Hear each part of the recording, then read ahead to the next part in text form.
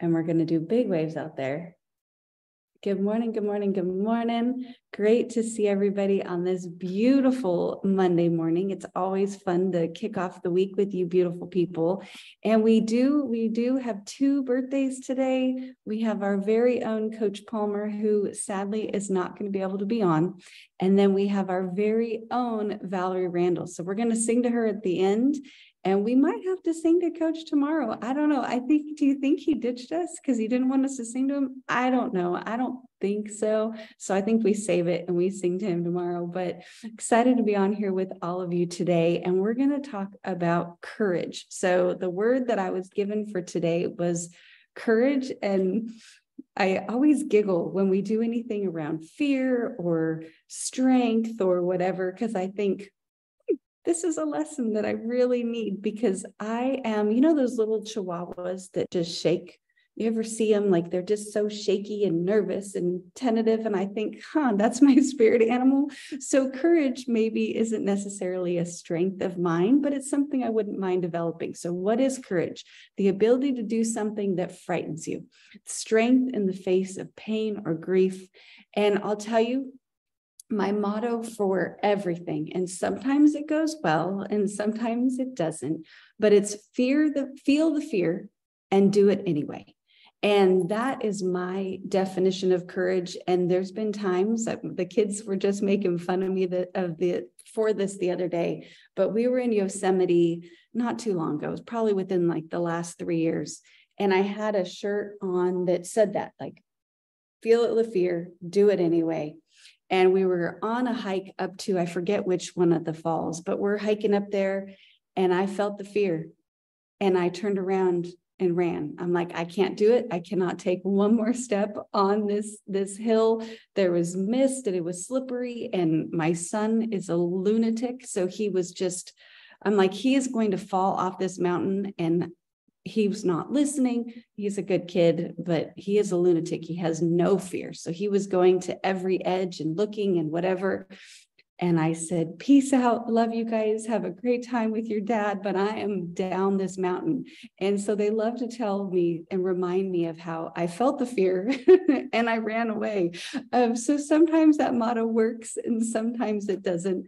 But it definitely is a good way to do things that are a little bit harder that maybe we can't do. And the quote that I found, the real quote from Nelson Mandela is, I learned that courage was not the absence of fear, but the triumph over it. And fear is a reaction. Courage is a decision. And that's Winston Churchill. And I think, man, isn't that true? That there's so many times in our life that, at least for me, I'm naturally fearful, right? That's my normal inclination, but I can hopefully make the decision to be more courageous in different times. So what I looked into today was, how can we have more courage? How can we just be a little bit stronger, a little bit more courageous on a regular old Monday when our natural inclination is to kind of want to hide in the corner? So first of all is to notice it. Notice your fear. What scares you? It might be something as simple as driving over a freeway overpass, or something as big as losing a loved one. But take the time to notice the places where fear could be holding you back, and recognize that it's fear in order to start letting that fear go.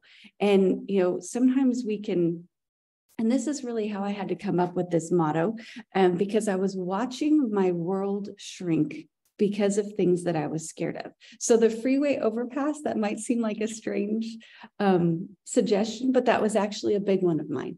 I really hated, still do, but hated driving over freeway overpasses. And so I was rerouting myself. I lived in Southern California, everything is a freeway overpass. So I would reroute this way, I would reroute that way. And I saw that there were places in my world that I wasn't going because I didn't like that route. And I thought, oh goodness, I also didn't like to fly. So then that really limits your abilities to go places as well. So it was like, well, do I want to shrink my world, or do I want to notice this fear and try to overcome it. So notice that fear, see what you can do to move past it. Next is to find some inspiration. So who in your life is courageous in the areas that you want to overcome your fearfulness? Observe the choices that they make and try to follow in their footsteps. So it could be different people in history. You know, I think about our founding fathers and everything that they created. It could be a person that you know just in your personal world that you're like, man, they pick up the phone every day and they call somebody and it never slows them down. Like that's not scary for them. It could be a public personality that inspires you. I think about Mel Robbins. I love her. I think she's a phenomenal inspiration. Maybe it's John Wayne. I don't know, but just find somebody that inspires you, that does things that you might find scary, and see if you can learn some lessons from them. Number 3 is to do something every single day to grow your comfort zone. So maybe you pick a route and you drive over that freeway overpass, or maybe you pick up that phone and you call that really scary person, or maybe, I don't know, you go to a haunted house this year for Halloween. Oh goodness, maybe you just try to watch a scary movie with your eyes open for a portion of it. None of these things are in my strengths, but find something, just even if it's just a little bitty thing that you do every single day to help grow that comfort zone so that you get more comfortable in more situations. Number 4, my favorite, you guys know it. I talk about it every single day, it feels like, so you know what it is, gratitude. So focus on gratitude, even in those moments of extreme fear. Those moments where you're like, oh, I'm running down this mountain right now. There's still something to be grateful for. So in those moments, hunt for your gratitude. So grateful that my children are going to be able to see the rest of this hike. And I know that they're going to make it back to me safely. I'm so grateful that they have somebody else to guide them so that I can scurry back on my way. I'm so grateful that somebody designed these freeway overpasses to keep us safe, even when they don't look like it. Just find a way to focus on gratitude in those moments. Number 5 is to put it in perspective. So in the grand scheme of life, does it really matter that you're going to stumble over your words when you're speaking to someone? I hope not, because you guys hear me stumble over my words every single morning. But does it really matter? Like, are they still going to love you that you have a little bit of a lisp and you garbled your words? Probably, hopefully, right? Or how likely, I'll tell you, this is a real fear.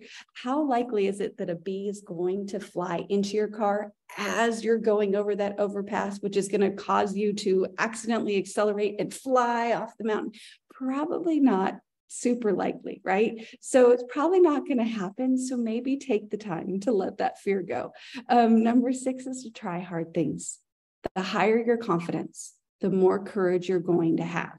And every time we do something hard, like I think about Andrea Grady right now, and you guys may not know, but I think she's announced it publicly. So I'm not spilling any beans, but she is training for her first marathon. That's a hard thing. And every time she puts an additional mile under her belt, watch how her confidence grows and watch how much more courageous she becomes. So good job, Andrea. I'm cheering you on from here. It's going to be a fun thing to watch you do. I think it's January.